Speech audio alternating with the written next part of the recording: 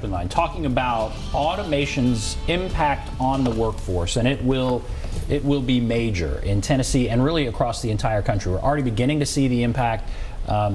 What should higher education do to prepare for this change that is coming and is actually already here? Those are things we're talking about. Lucy is on line one. Hello, Lucy. Hey, y'all. Hi. What's on your mind? Well, I've got several questions for your guest there, Mr. Hall. First, I want to say that there used to be states that offered free tuition, and I can think of two of them off my head. It was California and Texas, and there were several more until they did away with that, practically all of it in the 80s, and then they started jacking up the price of tuition and everything. I remember in Tennessee in 1985, college tuition was $15 a credit hour.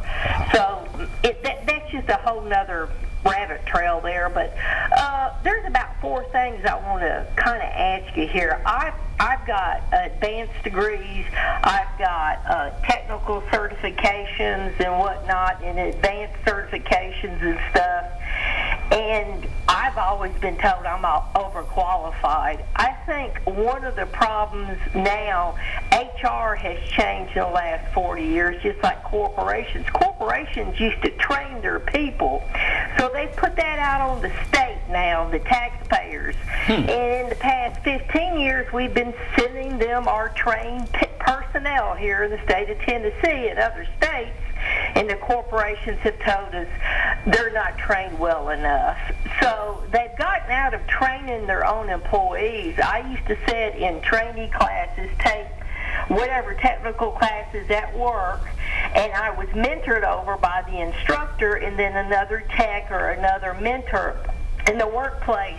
Now they just send you through school, you pay your tuition, you throw yourself at the employer, and then the employer complains. They act like they don't want to. All right, I like that. All right, hold on. And I want you to ask another question after that. You said you had four, but let's talk about that. So she's saying corporations used to train people. Now they don't do that as much, and they sit back and say, boy, we don't have a trained workforce. The workforce has changed. It used to be you would go work at one place for a long time. Now there's obviously a lot more movement.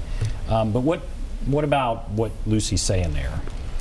I think we're seeing a lot of partnerships between business and the workforce institutions, the post-secondary institutions. I know our two departments work closely with business to try and accommodate needs, but I definitely see both sides. Yeah, I think Lucy highlights a really good point, which is maybe sometimes higher education and the workforce not speaking the same language. And we've seen a dramatic improvement in that in the last few years. We still have a lot of work to do, though, and some of it is as simple as, and I really like her point about HR. Human resources, and I know Nashville has become a hub for human resources. Human resources managers are an incredible repository of information about what makes a successful employee, what's a good investment for that company. We in higher ed have tried to really link up with them the last few years and sit down with hiring managers and say, what are you looking for here? We've got to do more of that. I really like that point, though. I'm going to give us right now, though, if I had to give a letter grade, I mean, we're a solid B. We're working at this, and Lucy's point is well made. We need to keep working at it. But if you got the CEO of some of the Fortune 500 companies here in Tennessee, I bet you would hear from them the dialogue between their local colleges and their corporations is probably stronger than it's ever been. There's still a lot of work to do, but we've made some progress there. Okay. All right, Lucy, you said you had a couple other questions. Yes, what else? Two, and I've got two more after this, but the second thing is you mentioned critical thinking. Technical skills require common sense, and it requires you to have some sort of conceptual thinking. I don't care if you're pulling a spark plug out of an engine block. If you don't have enough sense to know the metal, the torque, the angle you're putting on a spark plug wrench, you can destroy something. You can't learn that in a textbook, and once again it goes back to some other things. It goes back to teaching. When your HR cannot put conceptual thinking with technical skills, you got a problem there. So I've had 2 engineers in the years I've lived at my home here. I live at a lower grade than a house beside me.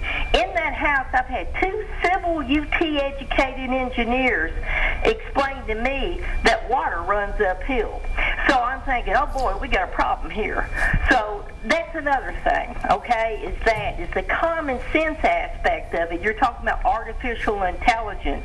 Okay, the third thing is you're talking about, what did you say, about 40% of our workforce can be impacted here in Tennessee? Is that what you said?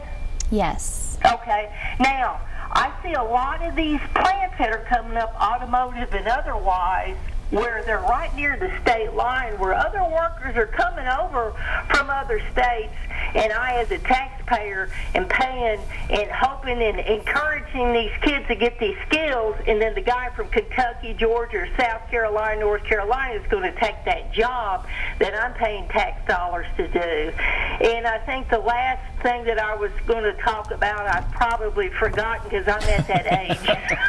All right. Well, anyway, you've given us plenty to talk about, Lucy. Thank you, as always. Let's talk about that. Talking about common sense and the other thing with companies right on the border. Who wants to take those things? Yeah. So companies on the border. We have a lot of metro areas on the borders of Tennessee. So you know, we do have these regional economies, and that definitely is occurring. So I think that it goes back to education. I think the more we can prepare our Tennessee workforce to meet those employer needs, I think the better off our state will be. And the common sense thing is what you were talking about, that it can't just all be robots, that there has to be some critical thinking, judgment in there. And the other point to the borders, too, to go back to that works both ways. So there's a whole lot of Tennesseans who live in Lincoln County that work in Huntsville, Alabama. So, you know, I think there's no doubt, I think we have maybe more contiguous states, or as many contiguous states as any other state in America. That ecosystem really helps us when we think regionally. But back to this critical thinking, I mean, I think Lucy makes a great point, and we should always remember, and I'm really glad she said that, technical jobs are critical thinking as well. We just also have to remember, though, there are theoretical concepts of critical thinking you learn in the liberal arts that are certainly portable over to the technical side. Let's go to Dan. Hello, Dan. Oh, it's Bob. Is this Bob? Bob? Wait, hold on, Bob. Let's go to Dan. Dan, are you there? Yes. Go right ahead. What's on your mind? Oh, I wanted to talk. Am I on there? Yes, you are. Hey there, my friend. I worked, she's talking about automation. I worked with the railroad many years. When I started on the train, we had a caboose. We had 3 people on the engine, 3 people on the caboose. With unions and cutbacks and changes and automation, we now have 2 people on the locomotive, no caboose, and all the paperwork's done on computer. So the conductor on a freight train is really not needed. And the only reason he's there, because if you see a train at a crossing and one guy in there, it makes you nervous, because you say, well, how can he see all the way across? Which he can, but it even makes me nervous. Right. And now they're trying to negotiate. It's already going on in Wisconsin, down to 1 crew member, and they're talking about trying to get rid of the crew, because actually when those trains leave Chattanooga coming to Nashville, or vice versa, the crew don't run them anymore. They're all done with dispatch in Jacksonville, Florida, with the computers.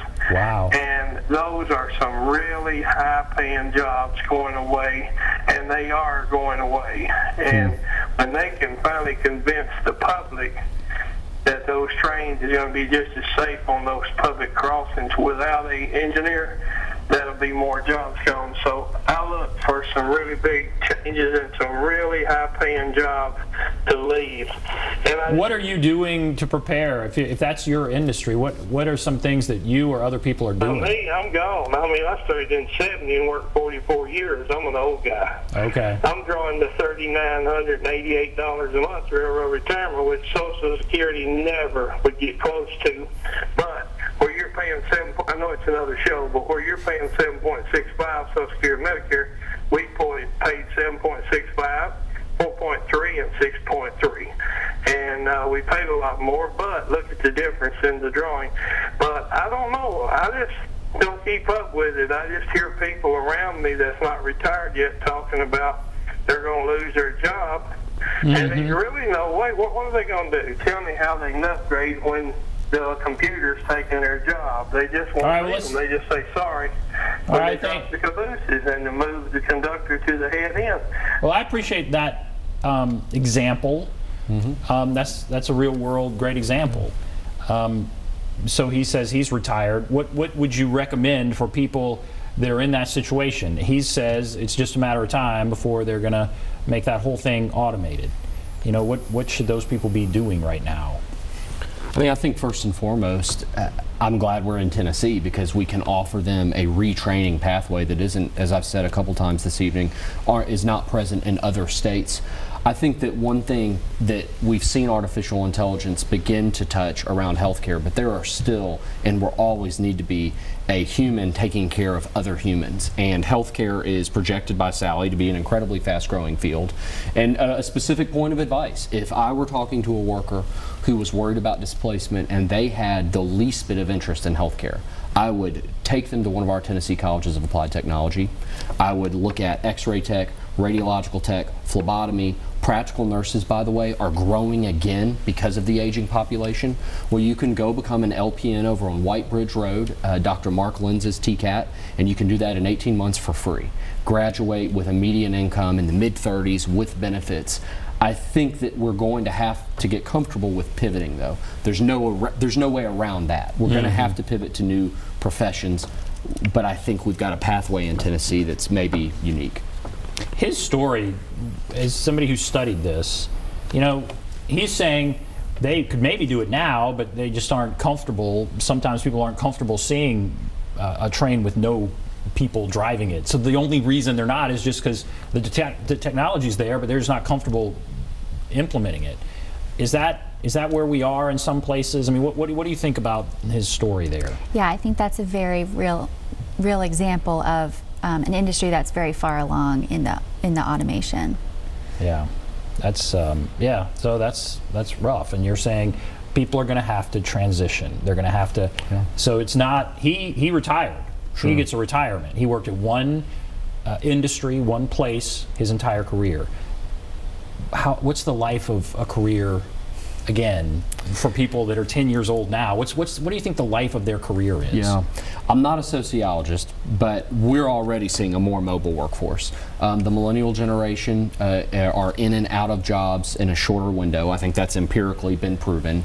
And I think that, again, they'll look towards skill sets that you can layer on different things, and maybe you end up taking a left turn but remaining within the general area of the skill set, but not doing what I think many of us and our parents did, which is become an engineer and work in that field vertically your entire career.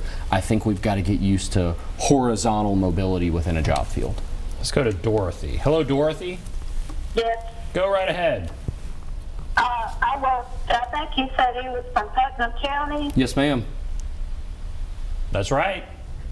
Well, he needs to talk to Tutco and see how their automated machines went. What is that? Do you know? Is that a company? You need to talk to what company? Tutco. Tutco. Okay. Oh, sure. And are you saying it did not go well? Right. It took about half of the people to run their app, and the last I heard was the machines are sitting there now, not even working. Huh. Okay. When did that happen? Well, I've been retired for 14 years, so that's been a while. Okay. This has been something, thank you for telling us about that, Dorothy. This has been something we've talked about for a long time. So she's talking about 14 years ago. I feel like we've been worried about this for a long time. It's kind of slowly happening. Are we about to see it happen at a much faster pace? I think that's a safe bet. Yeah, for sure. And just thinking about the time that we've been speaking about automation, I mean, we called this the second machine age. This conversation dates back to the Industrial Revolution. I mean, and jobs are still here through that. So they did drastically change, but we still have employer demand, as we were just discussing. So. Yeah. Okay. All right. We have to take a break. If you're on the line, hold on. If you want to call in, there's the number 615-737+, 615-737-7587. Take a break. Be back right after this.